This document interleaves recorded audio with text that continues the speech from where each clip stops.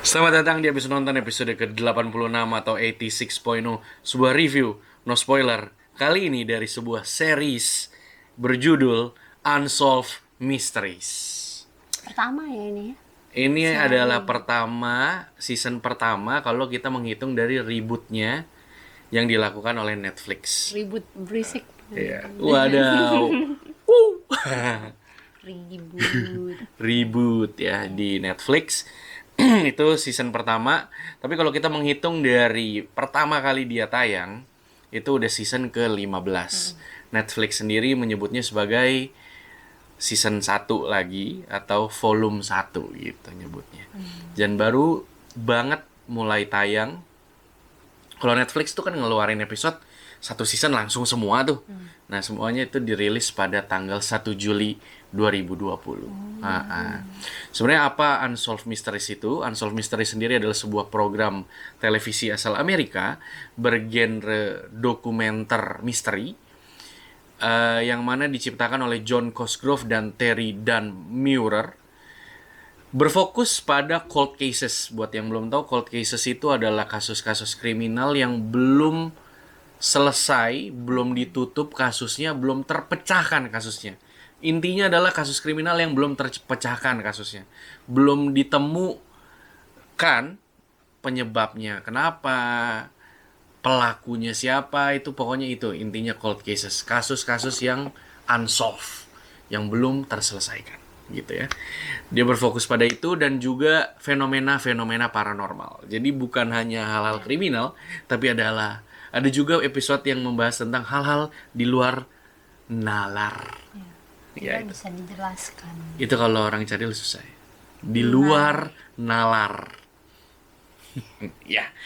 Anyway, um, kita langsung fokus ke yang rebootnya Netflix ini, yang season 1 baru ini atau volume 1.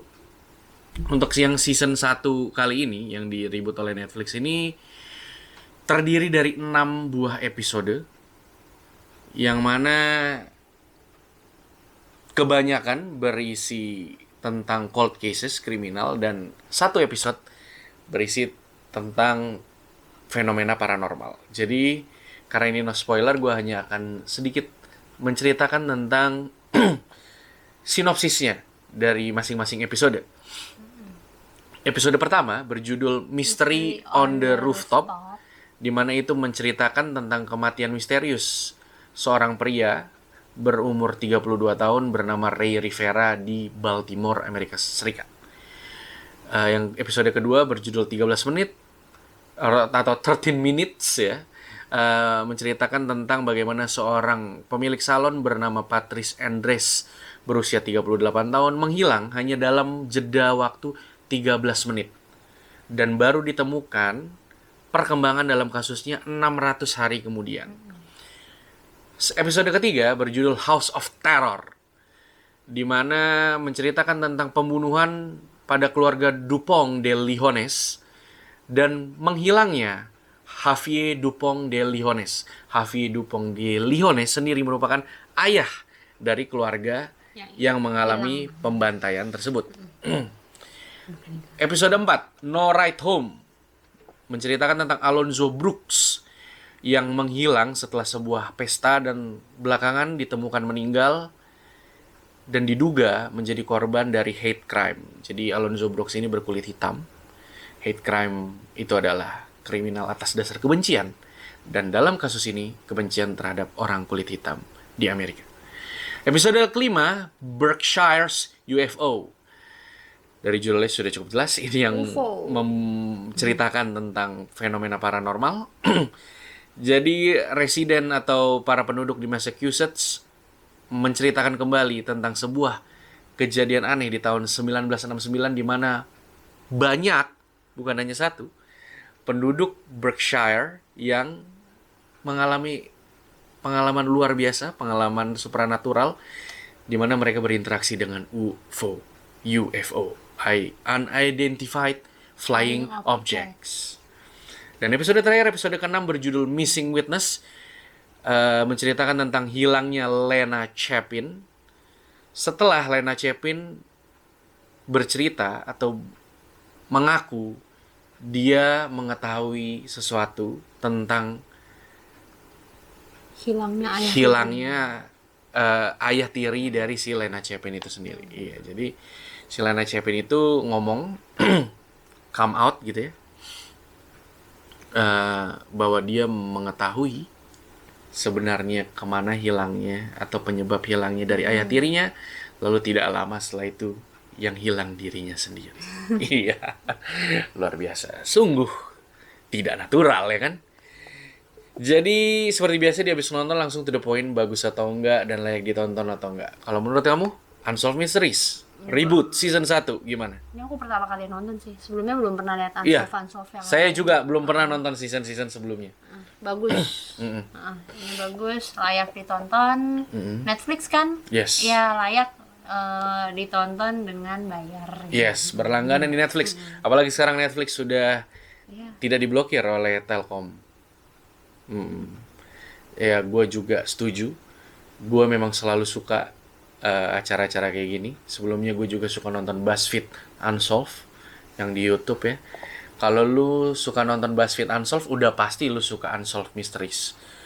Apalagi ini digarap secara jauh lebih profesional ya daripada BuzzFeed Unsolved yang duduk cerita ya, itu aja udah seru gitu. Apalagi ini kita langsung dapat wawancara dengan orang-orang terdekat gitu, orang-orang yang berkaitan, saksi, bukan cuman orang tetangga, banyak juga keluarga yang benar-benar mempunyai hubungan personal dengan korban di sini berarti Bahkan kan. kita juga mencurigai orang yang diwawancara itu. Yes, bahkan bisa jadi orang-orang yang diwawancara itu adalah sebenarnya suspek gitu.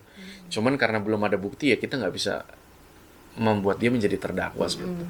Jadi singkat kata Unsolved Mysteries ini bagus banget dan layak banget untuk lu langganan nonton Netflix sendiri. Ini udah nggak apa-apa. Lu langganan sebulan nonton ini doang, terus lu tinggal, menurut gua udah worth it sih. Karena paling cuman beberapa puluh ribu kan. Dan ini hype-nya juga tinggi banget ya, udah di mana-mana. Dari 1 Juli itu udah banyak diomongin di Indonesia. Penikmat Netflix ngomongin, di luar negeri, di Amerika juga ini hype-nya dapat banget sih. Terus kalau menurut kamu, sisi positif maupun negatif dari Unsolved Mysteries sendiri? Haha, positif. Positif ya karena aneh kan? Iya, karena Aneh. ya segala sesuatu itu kan yang out of the ordinary udah pasti akan menarik perhatian lu gitu. Kalau kalian nonton film yang memang dibuat gitu kan, itu kan pasti ada ending, ada apa gitu. Kalau ini kan memang masih unsolved. Dia bahkan di akhir-akhir kan dia bilang kan kalau kalian mengetahui sesuatu tentang kasus ini, Ya, kalian bahkan lu bisa menghubungi kami. berkontribut Iya. untuk pemecahan kasus-kasus yang ada di Ya, ini berarti Unsolved ini. ya, positifnya karena dia based on true story. Aneh. Aneh. Ya, aneh terus kok lompat-lompat sih. Iya, apa sih? Ya itu pokoknya bagusnya itu. Mabuk. Bagusnya itu. Maaf ya. Iya, aneh dan based on true story. Apalagi? Apa ya? Aku biasanya nggak suka sih nonton yang kayak begini-begini, tapi ini karena temen suka. nggak dapat penyelesaian, nggak Iya, dapat closure ya. oh. Itulah yang dirasakan oleh para keluarga. Iya, ini orang yang nonton aja kesel gitu kan, apalagi keluarganya, kasihan. Terus kenapa yang biasanya kamu nggak suka nih kalau Unsolved? Tapi kalau ini Unsolved kenapa kamu suka? dikemas dengan bagus gitu. Jadi mereka memang pinter mengemas kan, wawancara dia kan, tanya-tanya. Terus pas kita nonton tiba-tiba dia bisa bikin sesuatu yang harusnya ya di depan itu tiba-tiba di belakang, loh kok begini ya, kita kaget. Jadi ya serunya ya ada gitu loh, walaupun nonton film dokumenter gitu. Iya. Apa itu namanya istilahnya, nggak tahu. Ya alurnya alurnya, bagus, plotnya bagus Dikemas dengan baik kan, bagus. Apalagi kalau dari gua ya mirip-mirip sih ya, karena yang pertama adalah positifnya ya karena ini adalah kisah-kisah pilihan bahwa memang hidup ini aneh gitu ya. Hidup ini kan tuh aneh gitu, banyak sekali kejadian aneh. Apa? banyak hal-hal aneh dalam hidup ini, dan lu kalau nonton ini tuh kayak melihat hal-hal paling aneh tapi nyata itu dikemas dan disajikan ke lu gitu. Jadi ya itu aja udah sangat menarik perhatian gitu kan, unik, aneh gitu. Dan Unsolved itu sebenarnya pedang bermata dua sih menurut gue. Di satu sisi bisa membuat lu merasa nggak dapat closure ya gitu, karena nontonnya iya kita nggak tahu siapa pembunuhnya, atau kita nggak tahu kenapa dia mati kayak begitu gitu, kita nggak tahu gitu. Tapi di sisi lain itu juga kayak membuat imajinasi lu atau membuat logika lu yang berjalan sendiri gitu, yang menerka-nerka. Jadi itu bisa jadi positif, bisa jadi negatif. Berasa jadi Conan. Iya, bisa jadi Sherlock gitu ya. Dan kisah nyata juga memberikan nilai yang tinggi gitu di sini. Dimana ini juga mengajarkan lu empati gitu, mengajarkan lu bersyukur tentang hidup ini, karena orang-orang tercinta lu itu bisa jadi amit-amit ya, maksudnya bisa terjadi pada siapapun hal-hal seperti ini gitu. Tiba-tiba. Jadi ini membuat lu seharusnya bisa lebih bersyukur tentang hidup lu, bisa juga menjadi empati terhadap orang yang mengalami hal-hal yang unfortunate kayak begini kayak gitu. Jadi oke banget itu kalau dari segi story-nya sendiri ya, yang memang sudah luar biasa fascinating diangkat. Nah, untuk para kreatornya nih, ini kan ada direktornya tetap ya, walaupun documentary style, sama yang kayak tadi si Cindy bilang, dia itu kan sebenarnya kasus ini udah diketahui masyarakat semuanya, dalam arti mungkin bukan A sampai Z karena belum solve kan, katakanlah A sampai X gitu, tinggal YZ. Dia udah tahu, kita semua sebenarnya masyarakat udah tahu gitu kalau lu tahu tentang kasusnya. Si kreator juga, tapi dia menyajikan ke elunya itu, dia nggak langsung brek A sampai X. Dia buka dulu A, lalu B, lalu C. Jadi lu sendiri, walaupun ini cold cases, sesuatu yang sudah terjadi di masa lampau yang hampir utuh, tinggal penyelesaiannya aja, mestinya lu udah tahu banyak. Seolah-olah lu jadi kayak nonton film. Iya, seolah-olah lu kayak nonton film fiksi di mana lu dapat sesuatu yang baru, Setiap menit ada info yang baru lu tahu gitu. Jadi itu juga engaging banget sih. Jadi memang kalau di genre ini ya, biasanya sih kalau di internet banyak banget sih yang suka ya. Bahkan yang orang jelek ngebawain ini pun laku ya kan gitu. Jadi apalagi sesuatu yang dikemas dengan secara profesional kayak begini, harusnya sih oke banget. Wawancara dengan orang-orang yang memang mengalami sendiri, reenactment-nya ya, ada dramatisasinya dengan aktor, ada juga kayak apa sih itu, desain timeline-nya yang sesederhana itu tapi membuat kita mudah mengerti gitu loh. Ilustrasinya oke banget sih ya. Positifnya keren sih, keren banget lah ini. Memang kalau Netflix rata-rata sekarang fiksi non fiksi apa yang mereka garap jaminan mutu ya. Makanya sampai dilarang kan, sempetin Netflix, YouTube. Oh ya, karena TV mungkin iri ya, TV Jadi Indonesia. Siapa suruh? Negatifnya apa? Negatifnya karena unsolved bagi aku. Oh iya. Tapi gimana kan, makanya karena dia unsolved makanya dibikin acara ini gitu kan. Iya.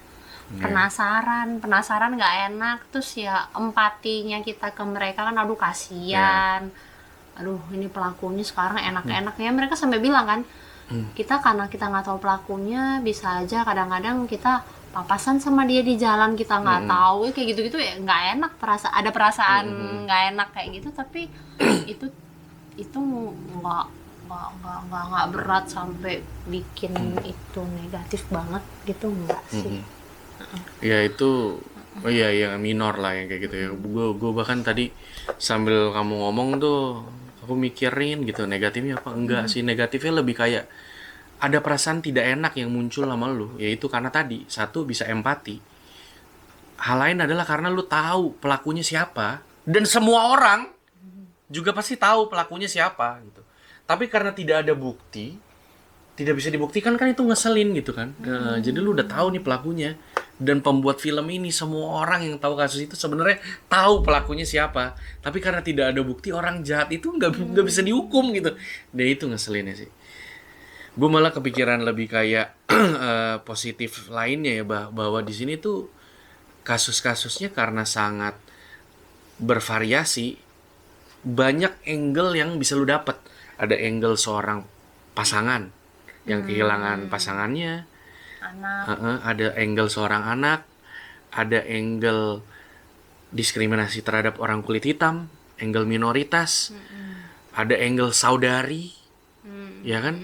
Ada angle orang yang melihat fenomena lalu dianggap aneh, ya kan? Padahal dia harusnya tidak berbohong ya dalam hal ini kan gitu kan. Karena kita melihat kok bisa banyak orang yang menyatakan cerita yang berkaitan sama, juga orang-orang dan orang itu gitu. tidak saling kenal. Dan ada angle bahwa lu kayak ketipu sama orang yang selama ini lu kira baik, tapi ternyata sepertinya mengarah ke sesuatu yang buruk gitu. Jadi banyak sekali, 6 episode aja angle yang disajikan udah berbeda-beda dan sangat bervariasi, semuanya menarik. Sehingga gue sendiri tidak sabar untuk season kedua dari Kapan tuh? atau volume kedua dari si Unsolved Mysteries. Belum ada konfirmasi sih, tapi mungkin tahun depan 2021. Dikit banget ya 6 ya. Iya dikit. Dan satu episode kayaknya nggak sampai sejam gitu. Jadi binge watch-nya cepet banget sih. Kita dalam semalam udah habis. Lalu kamu untuk Unsolved Mysteries volume 1 kamu kasih nilai berapa? Aku kasih tumben nih 88. Wis, tinggi sekali ya. Ya, gue juga karena sebelumnya belum pernah nonton acara yang kayak gini, dalam arti yang dikemas secara profesional gitu ya. Atau biasanya lebih banyak nonton liputan berita, bukan yang kayak stylenya dokumenter, lebih ke hard news gitu. Gue akan kasih nilai 90 untuk Unsolved Mysteries. Jadi kayak untuk standar terbaru nih. Nanti kita lihat di season 2 apakah dia bisa lebih bagus. Jadi itu aja untuk episode kali ini. Unsolved Mysteries sangat menyenangkan, sangat menggetarkan hati bagi para penontonnya. Jangan lupa untuk like, komen, subscribe, dan share ke teman-teman lo yang mungkin suka tentang cerita kriminal maupun fenomena paranormal, suka tentang hal-hal yang tidak terselesaikan, seperti hubungan asmara tertentu. Kuliah jangan ya. Ya, kuliah harus selesai. Kecuali Anda Bill Gates dan Steve Jobs. Tidak apa-apa ya. Jangan lupa juga nyalain lonceng notifikasi. Dan stay tune terus di Lian Channel agar selalu tahu review-review terbaru dari kita. Sampai jumpa lagi di episode selanjutnya. Ciao. Dadah.